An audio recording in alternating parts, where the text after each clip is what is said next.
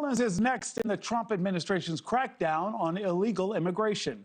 Operation Swamp Sweep is expected to begin this week. Around 250 federal troops will be involved in that goal. To arrest 5,000 people, they have the governor's support. And Governor Jeff Landry says the operation will take, quote, dangerous criminals off the street. Border boss Greg Bovino is in charge of the campaign. Joining me now is Jason Hauser, former chief of staff for Immigration and Customs Enforcement for the Biden administration. Jason, good morning. Thank you, sir. Jason, the Department of Justice considers New Orleans as one of 18 so-called sanctuary cities. What is the state of immigration there? Is it really that bad? Yeah, thank you for having me. If I was to prioritize, there's 1.5 million individuals that have final orders of removal. And where I would look to where the highest number of convicted criminals are that have those final orders and we need to be targeting to keep our community safe. New Orleans wouldn't be the sort of that priority city, much like we saw most recently in North Carolina. There's higher proportions of those that should be targeted maybe in Miami or Houston or some of those areas, or even in Arizona.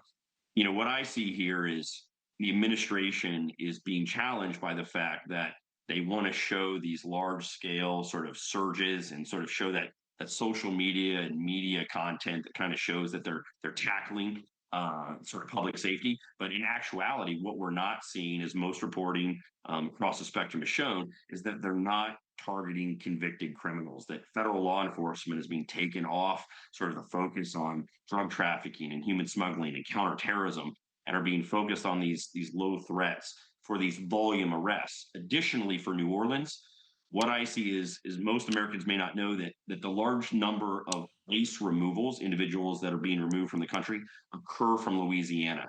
It's been clear that over the last 9 months that the Department of Homeland Security has struggled with removals because they keep redeploying ICE and Border Patrol staff across the country.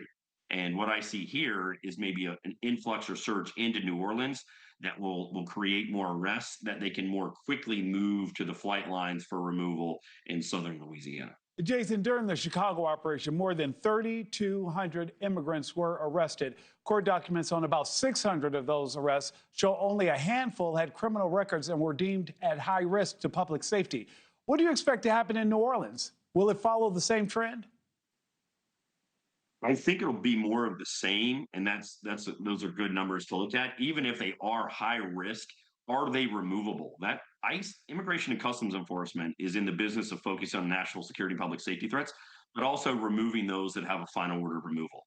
What I do think is going to be unique in New Orleans is that ICE, like the infrastructure for removal flights to Latin and Central American countries, is in Louisiana. So what we're going to see is a hyper focus on volume arrests. They're going to be arresting non-criminals, what we saw in North Carolina, even arresting U.S. citizens and then releasing them. But what we're going to see is moving them more quickly to Alexandria, Louisiana for removal.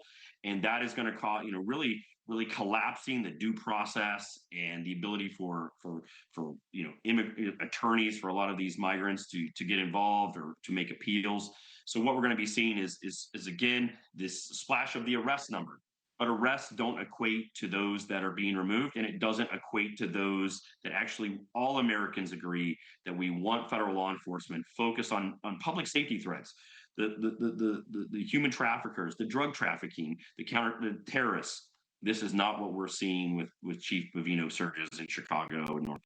Thank you for watching. Subscribe below and download our NewsNation app right now on your phone, and you will get fact-based, unbiased news for all Americans.